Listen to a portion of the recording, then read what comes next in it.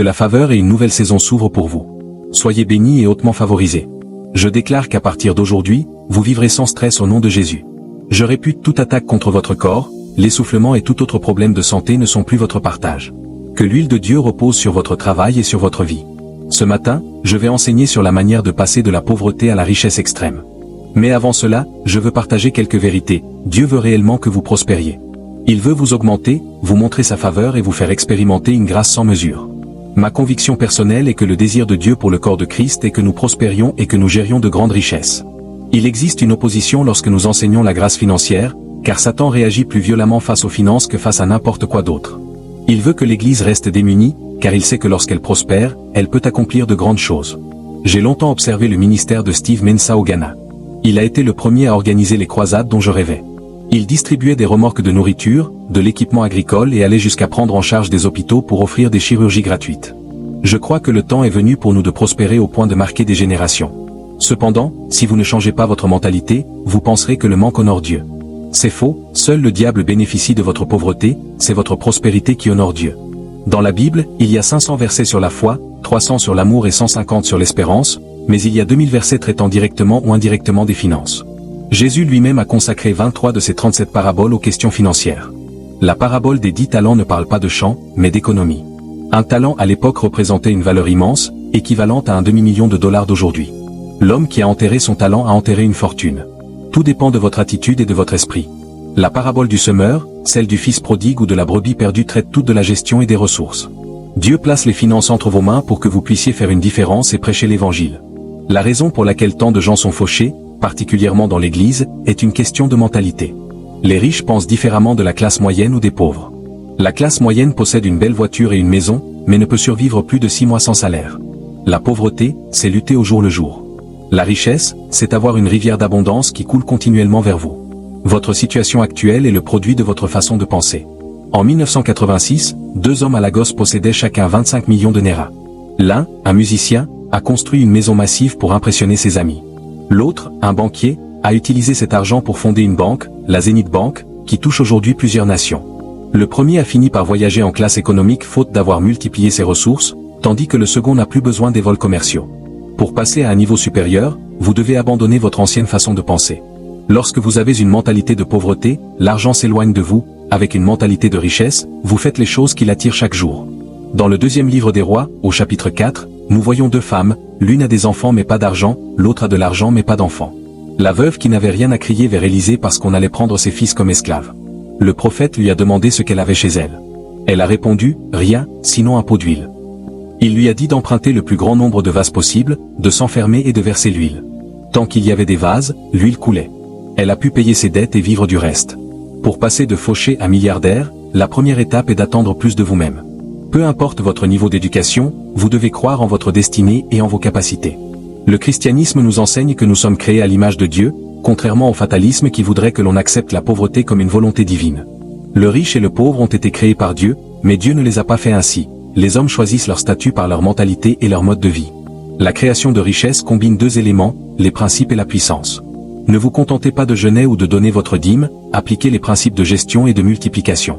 Attendez plus de vous-même et exprimez votre rêve. Exprimez votre vision. Que voulez-vous accomplir? Où voulez-vous aller, même si vous n'avez pas encore l'argent? À l'époque où j'étais un jeune pasteur à Lagos, j'ai dit à mon responsable qu'un jour, nous aurions une église sur l'avenue Ikorodu. Il m'a regardé avec scepticisme car cette route était déjà totalement saturée et construite. C'était mon expression de foi. J'ai continué à y croire et à le confesser. Finalement, une opportunité s'est présentée. Une entreprise fermait et vendait un terrain de 4 acres avec un immeuble de 34 bureaux et 3 entrepôts. Nous l'avons acheté cash grâce aux fonds transférés de notre branche à Londres. S'exprimer, c'est voir ce que les autres ne voient pas et y croire quand personne ne croit en vous. La 3e étape est de s'examiner soi-même, qu'est-ce qui me retient? Quelles sont mes limites? Dans 2 Rois 4h2, Élisée demande à la veuve, dis-moi, qu'as-tu à la maison? Elle a dû faire face à sa réalité et répondre qu'elle n'avait qu'un vase d'huile. C'est le point de départ. Dieu doit bénir quelque chose. Vous ne pouvez pas créer à partir de rien, seul Dieu possède ce pouvoir créateur ex nihilo. Depuis la Genèse, tout ce qui est créé l'est à partir de quelque chose de préexistant. Le micro que je tiens provient du pétrole brut, ce pupitre était un arbre, mes vêtements viennent du coton. Vous devez identifier ce que vous possédez et que vous pouvez transformer en source de revenus. Le problème de beaucoup de jeunes en Afrique est de croire que leur diplôme est une fin en soi, alors qu'il n'est qu'une fondation. Certains sont médecins de formation, mais agents immobiliers par vocation. J'enseigne beaucoup sur l'immobilier car c'est le seul domaine réel. Une jeune femme de notre église à Londres, Agnès, possède aujourd'hui 100 maisons. Imaginez le profit qu'elle génère, elle n'aurait jamais pu gagner autant en restant uniquement dans la médecine jusqu'à sa retraite. Examinez vos dons, David avait une pierre, Moïse un bâton. Quatrièmement, vous devez chercher un changement radical. Ne vous satisfaites pas de votre situation actuelle. La veuve a cherché une issue partout avant de se tourner vers l'homme de Dieu. En culture yoruba, comme dans la culture hébraïque, il existait une forme d'esclavage pour dette où vos enfants devenaient des garanties. Ils travaillaient pour le créancier jusqu'au remboursement. Cette femme, déjà endeuillée par la perte de son mari, refusait de voir ses fils emmenés. Je prie pour que vous refusiez d'accommoder le manque. Trop de chrétiens se contentent de blâmer Satan. Laissez-moi bousculer votre théologie, Satan ne vous connaît même pas personnellement. Il n'est apparu directement que 4 fois dans la Bible pour des cibles de haut niveau comme Adam, Job ou Jésus. Pour le reste, ce sont des esprits subalternes ou simplement nos propres choix. Arrêtez de blâmer le diable pour ce qu'il n'a pas fait et cherchez des solutions. À Lagos, on peut gagner plus d'argent en vendant du sable qu'en étant directeur de banque. Nous développons actuellement un domaine immobilier qui ressemblera à la marina de Dubaï. Pour construire les routes, nous payons des prestataires pour livrer du sable. Certains intermédiaires gagnent 5000 Naira par camion livré. S'ils livrent 100 camions par jour, cela fait 500 000 Naira quotidiennement. Quel banquier gagne autant? Ces gens ne portent pas de costume, mais ils ont saisi une opportunité. Cinquièmement, cherchez le trésor qui est proche de vous. Il y a un don, une capacité ou un savoir en vous. Dieu ne travaille jamais avec le vide. Certains gagnent des fortunes en étant mannequins pour leurs ongles ou leurs yeux. Une photo d'une jeune Afghane aux yeux bleus a fait le tour du monde et généré des millions. Le trésor n'est pas forcément dans votre emploi de bureau. Je vois des gens se précipiter dans les embouteillages de l'Équid dès 5 heures du matin pour rentrer épuisés le soir, regarder la télévision et recommencer le lendemain jusqu'à ce que leurs cheveux grisonnent. Pourtant, personne au Nigeria ne gagne $1 million par an en salaire officiel, pas même le président ou les PDG des plus grandes banques. En revanche, des entrepreneurs trouvent des trésors dans des choses simples. L'artisan qui installe des échafaudages pour repeindre ma maison facture 100 000 Naira par semaine et gère 10 maisons simultanément. Cela représente $1 million par semaine, soit 52 millions par an. Il ne parle pas un anglais parfait, mais il a trouvé son trésor. Un autre entrepreneur utilise un produit chimique pour protéger les toits contre les algues et facture 3 millions par maison, traitant parfois 20 maisons par semaine. C'est cela, découvrir le trésor. Levez vos mains, je prophétise que vous allez découvrir et jouir du trésor qui brisera vos limites au nom de Jésus. Un trésor lié à votre vie est sur le point d'arriver entre vos mains. Nous sortons de la pauvreté pour entrer dans une nouvelle saison. Je veux que vous sachiez que vous n'êtes pas des moins que rien, vous portez une valeur, vous êtes des bâtisseurs. Apprenez à voir votre trésor. L'homme de Dieu n'a pas regardé la veuve en disant « Oh, pauvre dame, je suis désolé pour vous ». Il a vu un trésor en elle. Il lui a dit « Vous n'êtes pas finie, madame, vous portez quelque chose. Qu'as-tu dans ta maison ?» Car pour passer de la dèche au milliard, vous devez agir en bâtisseur. Sixièmement, vous devez vous soumettre à un instructeur. En d'autres termes, vous devez aller chercher du savoir. Se soumettre à un instructeur, c'est emprunter des idées, obtenir quelque chose qui change votre façon de penser, de parler, d'imaginer et de voir. Le prophète a dit à la femme, va emprunter des vases. Autrement dit, va emprunter des idées, va emprunter des capitaux commerciaux. Je suis un enseignant de la Bible nigérian qui vous dira que l'Église s'est trompée en prétendant que tout emprunt est un péché. Si vous empruntez pour gaspiller, c'est mal. Mais il y a des contrats que vous ne pouvez pas obtenir au Nigeria si vous ne savez pas comment utiliser le crédit commercial. C'est pour cela que nous restons pauvres, parce que des prédicateurs nous disent de ne jamais emprunter. Pour construire une route, si vous n'empruntez pas, vous ne pouvez pas le faire. En finance, on appelle cela la dilution, vous devez diluer votre argent avec celui des autres. Vous voulez savoir qui est le plus grand emprunteur du Nigeria? C'est Dangote. Chaque matin, les banques prient pour sa santé, car s'il lui arrive quelque chose, elles sont en difficulté. Et ne croyez pas qu'il utilise son propre argent, il utilise le vôtre, celui que vous laissez sur vos comptes d'épargne. Les chrétiens n'aiment pas le risque. 90% d'entre nous ici laissons notre argent sur des comptes d'épargne. On vous donne peut-être 4,5% d'intérêt, mais la banque prête cet argent à 27%. Il gagne sur votre dos. Vous devez apprendre à emprunter pour amplifier ce que vous avez en main. Le miracle qui arrive est trop grand pour ce que vous possédez actuellement. Si on vous donne le contrat pour construire le 4e pont de Lagos, allez-vous fouiller dans vos poches pour trouver l'argent ou dire « je n'ai pas d'avance » On donnera le contrat à quelqu'un d'autre. Apprenez le pouvoir de l'emprunt pour la multiplication. N'empruntez pas pour acheter des meubles, des vêtements ou pour embellir votre maison. Empruntez pour acquérir des actifs qui prennent de la valeur. Si des gens possèdent des maisons en Europe ou en Amérique, c'est parce qu'ils ont pris une hypothèque. À mesure que la valeur de la maison augmente, leur capital propre augmente aussi. Il ne s'agit pas seulement d'argent, mais aussi d'idées. Empruntez la sagesse des autres. Si vous êtes pasteur et que vous entrez dans cette salle, empruntez des vases. Regardez comment les haut-parleurs sont installés, quel type de micro ils utilisent. N'achetez pas un micro à 50 Naira au bord de la route qui grésille tout le temps pour ensuite chasser le démon. Satan n'est jamais venu dans votre église, vous n'êtes pas à son niveau, ce qui vous fatigue, c'est le démon de la négligence. Achetez des enseignements sur la finance, saturez votre esprit de la parole plutôt que de n'écouter que de la musique. Il y a 15 ans, j'ai acheté une série de cassettes sur la finance pour 90 $. C'était cher à l'époque, mais le contenu était inestimable. Je me suis soumis à des gens qui étaient déjà là où je voulais aller. L'une des raisons pour lesquelles les gens de l'Est réussissent en affaires, c'est qu'ils ne perdent pas leur temps avec des théories économiques apprises auprès de professeurs fauchés. 90% des professeurs nigérians sont fauchés, c'est pour cela qu'ils sont toujours en grève. Jusqu'à ce que vous vous soumettiez à un maître qui change votre mentalité, vous resterez sur place. Ma famille pensait que seul le dur labeur payait, ils ne savaient pas qu'il fallait travailler intelligemment. Septièmement, choisissez votre équipe. Une fois que vous avez appris à emprunter des idées et des méthodes, regardez autour de vous. Le prophète a dit à la femme, toi et tes fils. Tout le monde n'est pas lié à votre rêve. Si je connais les 5 personnes dont vous êtes le plus proche, je peux prédire votre vie. Que ce soit le président du Nigeria ou le premier ministre britannique, leur entourage façonne leur politique. Pour aller loin, entourez-vous de gens qui voient là où vous allez. Si vous avez des gens négatifs autour de vous, licenciez-les. Dieu n'a jamais créé une planète qu'il ne pouvait pas contrôler. Choisissez qui court avec vous. Et quand vous rentrez chez vous, fermez la porte. Si vous voulez créer de la richesse et que vous avez 4 fils, ne remettez pas votre entreprise à l'aîné simplement parce qu'il est l'aîné, remettez-la au plus capable. J'enseigne aussi pourquoi les femmes doivent contrôler la richesse. Pourquoi exclure les filles de l'héritage sous prétexte qu'elles vont se marier? La moitié de la population mondiale est féminine, pourtant les conseils d'administration sont presque exclusivement masculins. Cela doit changer. Choisissez une équipe qui ressent ce que vous ressentez. Donnez-leur un plan clair, voici où nous allons et comment nous allons y arriver. Huitièmement, multipliez vos sources de revenus. Il est rare de voir quelqu'un devenir milliardaire avec une seule source de revenus. Le problème de beaucoup d'entre nous est de ne dépendre que du salaire. C'est pour cela qu'au milieu du mois, on commence à trembler et qu'on accepte les abus de certains patrons. Si vous avez plusieurs flux, une boutique, des parts dans une entreprise, des investissements, vous êtes libre. Dieu a créé 4 fleuves dans le jardin d'Éden pour 2 personnes, nous enseignant ainsi le principe des revenus multiples, le fleuve doux, le flux continu, le flux rapide comme une flèche et celui de la percée, l'Euphrate. Identifiez vos passions, que ce soit la cuisine ou la pâtisserie, et transformez-les en puissance financière. Mais attention, vous ne pouvez pas prospérer avec une petite activité isolée. Vous devez passer à l'échelle. Vous ne verrez jamais un coiffeur ou une esthéticienne devenir milliardaire sans avoir multiplié et industrialisé son concept. Comment passer à l'échelle? Vous ne pouvez pas devenir milliardaire en étant coiffeur si vous n'avez qu'un seul salon. Pour prospérer, vous devez multiplier vos points de vente. Imaginez posséder 20 salons à travers Lagos, à Ikeja, Marina, Lekki ou Victoria Island. Lagos compte 22 millions d'habitants, si vous avez 10 salons hibiscus avec une approche corporate, vous changez de dimension. Sur la route de ma maison à Lekki, il y a un salon où les coiffeurs portent des nœuds papillons et des bretelles. Ils ont un accueil professionnel et une atmosphère soignée. C'est cela que les gens achètent, l'expérience, pas juste la coupe. C'est la même différence qu'entre un poulet vendu au bord de la route et celui de KFC, c'est l'ambiance et le cadre qui justifient le prix.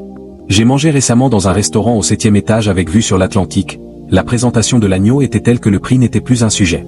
C'est cela, passer à l'échelle. Prenez l'exemple des vendeurs de suya. Près de chez moi, il y a des stands qui appartiennent à des investisseurs qui ne sont même pas issus de cette communauté, mais qui ont compris le besoin. Ils ont créé 10 points de vente et chaque soir, chacun d'eux génère 1 million de Naira. Ils ont compris le pouvoir de la multiplication. Dans ce pays, nous mettons parfois des jeunes diplômés à la tête de grandes corporations sans qu'ils comprennent la réalité du terrain et de la création de valeur. Identifiez vos sources de revenus. L'immobilier est l'un de mes piliers. Il y a 32 ans, j'ai commencé à acquérir des terres à Mao. Je suis devenu l'un des plus grands propriétaires fonciers de la zone, achetant 900 acres à l'époque où personne n'en voulait. J'ai acheté ces terres pour environ 100 000 Naira l'acre, aujourd'hui, elles se vendent entre 12 et 15 millions. Quel pourcentage de profit cela représente-t-il? C'est colossal. Pendant des années, je n'avais pas de maison personnelle à Lagos, je réinvestissais tout pour multiplier la valeur de mon argent. J'avais aussi la plus grande librairie chrétienne du Nigeria, représentant 30 maisons d'édition internationales. Comme il était difficile de sortir des devises du pays à l'époque, j'utilisais les bénéfices pour acheter des terres. Aujourd'hui, je développe un domaine de 88 acres sur l'autoroute Lekki-Épée. Malgré 9 ans de procédure judiciaire, Dieu m'a dit que ce temps perdu jouait en ma faveur car la valeur des terrains a explosé. Nous créons un nouveau Ikoyi à cet endroit. Grâce à ces revenus, j'ai pu offrir une maison à mes fils pour leur mariage et je paie les frais de scolarité de mes 4 petits-enfants en Angleterre, ce qui représente 60 000 livres par an. Je place également des propriétés dans un fonds fiduciaire, Trust, pour eux. À 3 ou 7 ans, ils possèdent déjà chacun 5 maisons. Mon père nous a fait vivre dans les pires maisons pour nous endurcir, mais la Bible dit que l'homme de bien laisse un héritage à ses petits-enfants. Mon objectif est d'atteindre 100 maisons dans ce fonds, des biens qu'ils ne pourront pas vendre mais dont ils savoureront les fruits, tout comme leurs propres enfants après eux. Ne vous contentez pas d'une seule source. J'ai vendu 10 millions de mes propres livres. J'enseigne également dans une masterclass de la richesse où des centaines de personnes me paient chaque mois pour apprendre à transformer leur mentalité et passer à l'échelle. Si je parle autant de finances, c'est parce que j'ai connu la pauvreté extrême. Nous étions si pauvres que mon frère a pris un morceau de verre brisé pour un glaçon et a failli se blesser. Mais je vois Dieu vous élever. Neuvièmement, systématisez vos tâches. Automatisez tout. Reprenez l'exemple du barbier ou du vendeur de suya, ils utilisent désormais des systèmes de transfert d'argent et des codes de retrait pour éviter que le personnel ne les vole. Dieu a automatisé la création, le soleil se lève et se couche selon un cycle précis. Mettez en place des systèmes qui fonctionnent sans votre présence physique constante. Que vous vendiez du ciment ou des produits chimiques, ne laissez pas la place au hasard ou au vol, créez des procédures. McDonald's et KFC ont 25 000 points de vente car ils ont le même produit partout, automatisé et multiplié. Enfin, apprenez à vendre. Si vous ne faites que dépenser sans rien produire, vous ne serez jamais milliardaire. Cherchez quelque chose à vendre, une idée, un concept, une compétence. Si vous êtes doué pour éduquer les enfants, créez un blog, une chaîne YouTube ou un compte TikTok. On peut vendre partout aujourd'hui. Ne restez pas dans un petit magasin à attendre le client, utilisez le ciblage publicitaire sur les réseaux sociaux pour toucher précisément votre audience. Surtout, vendez de la valeur, pas de votre temps. Les gens qui sont bloqués dans les embouteillages chaque matin vendent souvent leur temps, 8 heures par jour contre un salaire fixe. Un comptable diplômé peut être heureux avec 200 000 NERA par mois, mais il vend ses heures. Lorsque vous vendez de la valeur, vous montrez que votre apport est bien plus grand que ce qu'un simple salaire peut rémunérer. Votre valeur est ce qui vous rendra riche. 11e, vendez. L'homme de Dieu a dit à la veuve, va, vends-lui les ta dette. C'est un ordre. Arrêtez d'être de simples consommateurs. Dieu a établi la vente comme le moyen légitime de prospérer. Après cette conférence, ne cherchez pas seulement un endroit où vendre, mais plusieurs. Et surtout, apprenez à packager votre offre. Prenez l'exemple de Raoul S. Rousing, il n'a pas inventé l'orange, il a inventé la boîte en carton qui la contient. Il est mort milliardaire grâce aux royalties sur un emballage. Regardez Joseph, il a vendu une idée à Pharaon. Il a exposé la valeur d'une gestion stratégique pour les années de famine. En un jour, il est passé de prisonnier à second de l'Empire. Pourquoi dépensons-nous 2 milliards de NERA pour construire 28 routes dans notre domaine? Pour découvrir la valeur du terrain. Les gens ne vous donneront leur argent que si vous exposez la valeur de ce que vous détenez. Ensuite, réglez vos tributs. Remboursez vos dettes. Si vous devez à la banque ou à des particuliers, payez à temps. Les banques et les gouvernements sont comme des prédateurs, ils n'hésiteront pas à tout vous prendre si vous ne respectez pas vos engagements. Une fois les dettes réglées, appliquez le point numéro 12, investissez le reste. Ne laissez pas votre argent dormir sur un compte d'épargne où il est trop facile de le dépenser. Mettez-le là où il travaille pour vous, dans des actifs qui peuvent prendre du temps à se liquider mais qui changeront votre destin le jour où ils explosent. Adoptez la règle du 50-30-20. 50% pour vos besoins, 30% pour l'épargne et la richesse générationnelle, 20% pour Dieu. Si vous gagnez très bien votre vie, plus de 5 millions par mois, passez au 70-20-10, 70% en investissement de haut niveau, 20% pour Dieu, et vivez sur les 10% restants. J'ai acheté des appartements sur plan à 35 ou 45 millions qui valaient 60 millions avant même qu'on ne me remette les clés. C'est cela, l'investissement. Nos parents auraient pu nous léguer plus s'ils n'avaient pas mangé à la fois la semence et le fruit. Enfin, 13e point, soutenez votre futur. Vivez sur le surplus et bâtissez un héritage. Arrêtez de demander à Dieu ce qu'il vous a déjà donné. Bénissez vos enfants et vos petits-enfants. Je dis à ma femme de choisir 2 destinations de voyage par an, et je lui donne les billets et 10 000 $ d'argent de poche. Elle a cru en moi quand je vivais dans une chambre de bonne et que mon loyer était de 100 NERA. Si quelqu'un a cru en vous quand vous n'aviez rien, cette personne doit porter la grâce de votre prospérité aujourd'hui. Ne faites pas l'erreur de changer de femme dès que vous changez de modèle de voiture. Je ferme cet enseignement en déclarant que ce jour est le dernier jour de votre pauvreté. Comme cette veuve qui a fermé sa porte, nous fermons la porte aux limitations, aux mensonges de l'ennemi et à la stagnation. Dieu n'est jamais à court de provisions, c'est la femme qui a manqué de récipient. À partir d'aujourd'hui, ne soyez pas seulement un récipient avec une capacité limitée, mais devenez un conduit de bénédiction pour un flux continu d'abondance. Connectez-vous à cette grâce par un acte de foi inhabituel. J'ai vu des vies transformées en 24 heures après un acte de générosité. Une femme m'a arrêté dans mon domaine pour me dire que sa maison avec vue sur la lagune était le fruit d'une semence déposée lors d'une de mes interventions. Un jeune homme a vu son salaire bloqué depuis 6 mois être versé sur son compte le samedi même où il a fait un don sacrificiel. Ne vous excluez jamais du pouvoir de la semence. C'est votre connexion au miracle et à la multiplication. L'homme de Dieu interpelle un fidèle sur son véhicule, puis relate l'histoire de Godman. Ce dernier, sur instruction du pasteur, s'est rendu chez un concessionnaire et a désigné un Range Rover flambant neuf qui lui a été livré immédiatement. C'est l'illustration concrète du miracle de 24 heures. L'appel à la semence sacrificielle s'organise alors précisément dans la salle. À l'extrême droite se tiennent ceux qui déposent une semence de 24 000 NERA pour activer ce miracle de 24 heures. À l'extrême gauche se placent ceux qui font le double-double, combinant la semence de $100 pour le passage à l'échelle et la multiplication avec celle de 24 000 Néra. Il insiste sur le fait que Dieu a besoin d'un support pour bénir, citant Deutéronome 28, 5-12 sur la bénédiction du panier et du cellier. Il raconte l'histoire d'une chanteuse harcelée par des policiers pour une dette de seulement 14 000 Néra alors qu'elle bâtissait une église. Dans son désespoir, elle a composé une chanson en pleurant dans le studio. À sa sortie, un inconnu, un ange, affirme-t-il, était passé déposer une liasse de billets couvrant exactement ses besoins avant de disparaître. La prière finale décrète des cycles de 24 heures où des percées et des changements de situation quotidiens se produiront pour le reste de l'année. Elle annonce un changement de dimension, la transition du statut d'emprunteur à celui de prêteur et l'acquisition de propriétés jamais bâties. Le prédicateur impose les mains, déclarant la fin de la période de pauvreté et une restauration totale de ce qui a été pris ou perdu au nom de Jésus. Il affirme que les larmes sont essuyées, que le rire revient dans les maisons et que les fidèles ne porteront plus leur fardeau seuls. Il conclut en rappelant que face aux attaques croissantes de l'ennemi, seule la gloire excédente de Dieu peut protéger et élever les croyants dans ces derniers jours.